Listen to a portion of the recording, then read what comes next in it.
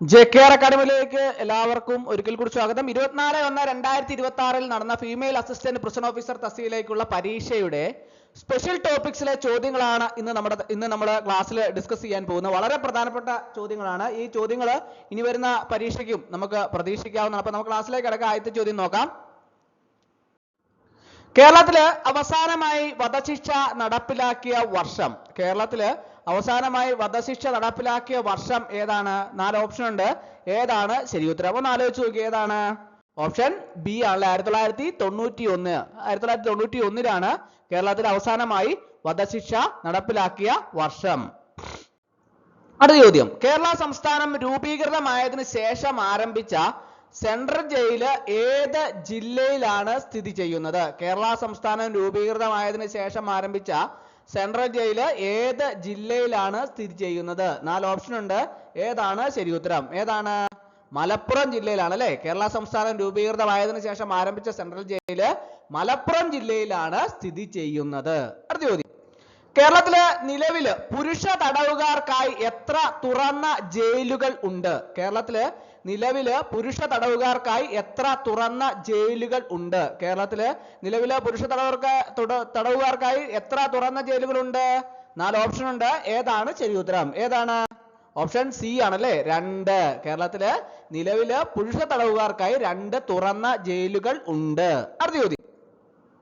തടവ് ശിക്ഷ വിധിച്ച ഒരു തടവുകാരനെ ജില്ലാ ജയിലിൽ എത്ര കാലം പാർപ്പിക്കാവുന്നതാണ്? തടവ് ശിക്ഷ വിധിച്ച ഒരു തടവുകാരനെ ജില്ലാ ജയിലിൽ എത്ര കാലം പാർപ്പിക്കാവുന്നതാണ്? 4 ഓപ്ഷൻ ഉണ്ട്. ഏതാണ് ശരി ഉത്തരം? ഏതാണ്? 6 മാസം അല്ലെ. തടവ് ശിക്ഷ വിധിച്ച ഒരു തടവുകാരനെ ജില്ലാ ജയിലിൽ 6 മാസം പാർപ്പിക്കാവുന്നതാണ്. അടുത്ത ചോദ്യം. നിലവിലെ ജയിൽ വകുപ്പ് മേധാവി ആരാണ്? 4 ഓപ്ഷൻ ഉണ്ട്. ഏതാണ് ശരി ഉത്തരം? ഏതാണ്? ഓപ്ഷൻ എ ആണല്ലേ, ബൽറാം കുമാർ ഉപാധ്യായാണ് നിലവിലെ ജയിൽ വകുപ്പ് മേധാവി. അടുത്ത ചോദ്യം. താഴെ പറയുന്നവയിൽ ശരിയായ പ്രസ്താവന ഏതാണ്? 4 പ്രസ്താവനകളാണ് താഴെ കൊടുത്തിട്ടുള്ളത് അല്ലെ. അതിനകത്ത് ശരിയായ പ്രസ്താവന ഏതാണെന്നാണ് ചോദിച്ചിട്ടുള്ളത്. ഒന്ന് വായിച്ചു നോക്കി എല്ലാവരും. ഏതാണ് ശരിയായ പ്രസ്താവന? ഏതാണ്? ഓപ്ഷൻ ബി ആണല്ലേ, മനുഷ്യാവകാശങ്ങള് ഭരണഘടനയും അന്താരാഷ്ട്ര ഉടമ്പടികളും ഉറപ്പു നൽകുന്നവയാണ്. മനുഷ്യാവകാശങ്ങള് ഭരണഘടനയും അന്താരാഷ്ട്ര ഉടമ്പടികളും ഉറപ്പ് നൽകുന്നവയാണ്. കേരള സംസ്ഥാന മനുഷ്യാവകാശ കമ്മീഷൻ രൂപീകൃതമായത് ഏത് നിയമപ്രകാരമാണ്? കേരള സംസ്ഥാന മനുഷ്യാവകാശ കമ്മീഷൻ രൂപീകൃതമായത് ഏത് നിയമപ്രകാരമാണ്? 4 ഓപ്ഷൻ ഉണ്ട്. ഏതാണ് ശരി ഉത്തരം? ഏതാണ്?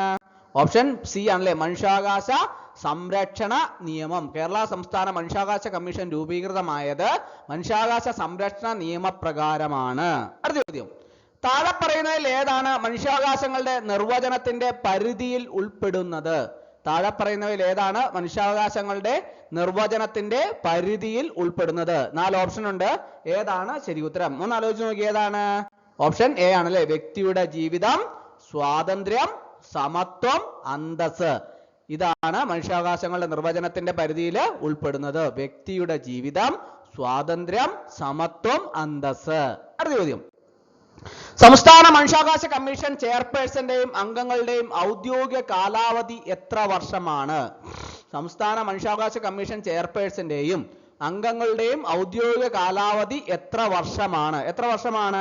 4 ഓപ്ഷൻ ഉണ്ട്. ഏതാണ് ശരി ഉത്തരം? ഓപ്ഷൻ ബി ആണല്ലേ, 3 വർഷം അല്ലെങ്കിൽ 70 വയസ്സ് തികയുന്നത് വരെ. 3 വർഷം അല്ലെങ്കിൽ 70 വയസ്സ് തികയുന്നത് വരെ. അടുത്ത ചോദ്യം. ദേശീയ മനുഷ്യാവകാശ കമ്മീഷൻ അംഗത്തെ കമ്മീഷനിൽ നിന്ന് പുറത്താക്കാൻ അനുവദിക്കുന്നത് എപ്പോഴൊക്കെ ആണ്? ദേശീയ മനുഷ്യാവകാശ കമ്മീഷൻ അംഗത്തെ കമ്മീഷനിൽ നിന്ന് പുറത്താക്കാൻ അനുവദിക്കുന്നത് എപ്പോഴൊക്കെയാണ്? 4 ഓപ്ഷൻ താഴെയുണ്ട്. ഏതാണ് ശരി ഉത്തരം? ഏതാണ്? മുകളിൽ പറഞ്ഞിരിക്കുന്ന എല്ലാം ശരിയാണ് അല്ലെ. കമ്മീഷൻ അംഗം പാപ്പരായി പ്രഖ്യാപിക്കപ്പെടുന്നു. ഈ കാലയളവിൽ പുറത്തു നിന്നുള്ള ശമ്പള ജോലിയിൽ ഏർപ്പെടുന്നു. അംഗം മാനസികമോ ശാരീരികമോ ആയ ബലഹീനത കാരണം അയോഗ്യനായി കണക്കാക്കപ്പെടുന്നു.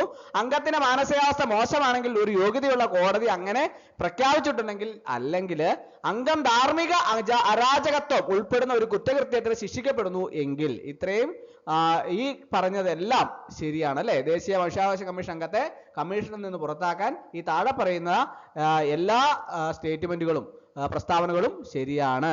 അടുത്ത ചോദ്യം, വിവരാവകാശ നിയമത്തിലെ ഏത് വകുപ്പ് വിവരങ്ങൾ വെളിപ്പെടുത്തുന്നതിൽ നിന്ന് ഇളവ് നൽകുന്നു? വിവരാവകാശ നിയമത്തിലെ ഏത് വകുപ്പ് വിവരങ്ങൾ വെളിപ്പെടുത്തുന്നതിൽ നിന്ന് ഇളവ് നൽകുന്നു? 4 ഓപ്ഷൻ ഉണ്ട്. ഏതാണ് ശരി ഉത്തരം? ഏതാണ്? വകുപ്പ് 8(1) ആണ് അല്ലെ. വിവരാവകാശ നിയമത്തിലെ വകുപ്പ് 8(1) വിവരങ്ങൾ വെളിപ്പെടുത്തുന്നതിൽ നിന്ന് ഇളവ് നൽകുന്നു. അടുത്ത ചോദ്യം, വിവരാവകാശ നിയമത്തിലെ വകുപ്പ് 8(1) പ്രകാരം ഏത് വിവരങ്ങൾ വെളിപ്പെടുത്തുന്നതിൽ നിന്നാണ് ഇളവ് അനുവദിക്കുന്നത്? വിവരാവകാശ നിയമത്തിലെ വകുപ്പ് 8(1) പ്രകാരം ഏത് വിവരങ്ങൾ വെളിപ്പെടുത്തുന്നതിൽ നിന്നാണ് ഇളവ് അനുവദിക്കുന്നത്? 4 ഓപ്ഷൻ ഉണ്ട്. ഏതാണ് ശരി ഉത്തരം? ഏതാണ്? ഓപ്ഷൻ ബി ആണല്ലേ. വ്യക്തികളുടെ ജീവനും ശാരീരിക സുരക്ഷയും സംരക്ഷിക്കല്. വ്യക്തികളുടെ ജീവനും ശാരീരിക സുരക്ഷയും സംരക്ഷിക്കാൻ. അടുത്ത ചോദ്യം, ദേശീയ വിവരാവകാശ കമ്മീഷണർ നിയമത്തിനുള്ള കമ്മിറ്റിയുടെ ചെയർമാൻ ആയിരിക്കുന്നത് ആരാണ്? ദേശീയ വിവരാവകാശ കമ്മീഷണർ നിയമത്തിനുള്ള കമ്മിറ്റിയുടെ ചെയർമാൻ ആയിരിക്കുന്നത് ആരാണ്? 4 ഓപ്ഷൻ ഉണ്ട്. എല്ലാവർക്കും അറിയാവുന്നതാണല്ലേ. ആരാണ്? പ്രധാനമന്ത്രിയാണ് അല്ലേ. ദേശീയ വിവരാവകാശ കമ്മീഷണർ നിയമത്തിനുള്ള കമ്മിറ്റിയുടെ ചെയർമാൻ ആയിരിക്കുന്നത് പ്രധാനമന്ത്രിയാണ്. അടുത്ത ചോദ്യം, വിവരാവകാശ നിയമം 2005 പ്രകാരം ഇൻഫർമേഷൻ എന്നതിൽ ഉൾപ്പെടുന്നത് താഴെ പറയുന്നവയിൽ ഏതെല്ലാമാണ്? വിവരം അഥവാ ഇൻഫർമേഷൻ എന്നതിൽ ഉൾപ്പെടുന്നത് താഴെ പറയുന്നവയിൽ ഏതെല്ലാമാണ്? 4 ഓപ്ഷൻ ഉണ്ട്. ഏതാണ് ശരി ഉത്തരം? ഓപ്ഷൻ ഡി ആണല്ലേ. മേൽപ്പറഞ്ഞവയെല്ലാം, അതായത് രേഖകൾ, ഇമെയിലുകൾ, സർക്കുലറുകൾ, ഓർഡറുകൾ, ലോഗോ ബുക്കുകൾ, പത്രക്കുറിപ്പുകൾ, റിപ്പോർട്ടുകൾ, സാമ്പിളുകൾ, ഇലക്ട്രോണിക് രൂപത്തിലുള്ള ഡേറ്റ മെറ്റീരിയൽ, ഇതെല്ലാം വിവരം അല്ലെങ്കിൽ ഇൻഫർമേഷൻ എന്നതിൽ ഉൾപ്പെടുന്നതാണ്. അടുത്ത ചോദ്യം, ഫൈറ്റ് ഓർ ഫ്ലൈറ്റ് റെസ്പോൺസ് എന്നത് ഏതുമായി കൂടുതൽ ബന്ധപ്പെട്ടിരിക്കുന്നു? ഫൈറ്റ് ഓർ ഫ്ലൈറ്റ് റെസ്പോൺസ് എന്നത് ഏതുമായി കൂടുതൽ ബന്ധപ്പെട്ടിരിക്കുന്നു? 4 ഓപ്ഷൻ ഉണ്ട്. ഏതാണ് ശരി ഉത്തരം? ഏതാണ്? ഓപ്ഷൻ ബി ആണല്ലേ. മാനസിക സമ്മർദ്ദം. ഫൈറ്റ് ഓർ ഫ്ലൈറ്റ് റെസ്പോൺസ് എന്നത് മാനസിക സമ്മർദ്ദം എന്നുമായി കൂടുതൽ ബന്ധപ്പെട്ടിരിക്കുന്നു. അടുത്ത ചോദ്യം, ഫ്രോയിഡിന്റെ സിദ്ധാന്തം അനുസരിച്ച് റിയാലിറ്റി പ്രിൻസിപ്പിൾ പ്രകാരം പ്രവർത്തിക്കുന്നത് ഏത് ഘടകമാണ്? ഫ്രോയിഡിന്റെ സിദ്ധാന്തം അനുസരിച്ച് റിയാലിറ്റി പ്രിൻസിപ്പിൾ പ്രകാരം പ്രവർത്തിക്കുന്നത് ഏത് ഘടകമാണ്? 4 ഓപ്ഷൻ ഉണ്ട്. ഏതാണ് ശരി ഉത്തരം? ഏതാണ്? ഈഗോയാണ് അല്ലെ. ഈഗോ. ഫ്രോയിഡിന്റെ സിദ്ധാന്തം അനുസരിച്ച് റിയാലിറ്റി പ്രിൻസിപ്പിൾ പ്രകാരം പ്രവർത്തിക്കുന്നത് ഈഗോ ഘടകമാണ്. അടുത്ത ചോദ്യം, ബുദ്ധി ബഹുമുഖ സിദ്ധാന്തത്തില് കൈനസ്തെറ്റിക് എന്നത് ഏതാണ്? ബുദ്ധി ബഹുമുഖ സിദ്ധാന്തത്തില് കൈനസ്തെറ്റിക് എന്നത് എന്താണ്? 4 ഓപ്ഷൻ താഴെയുണ്ട്. ഏതാണ് ശരി ഉത്തരം?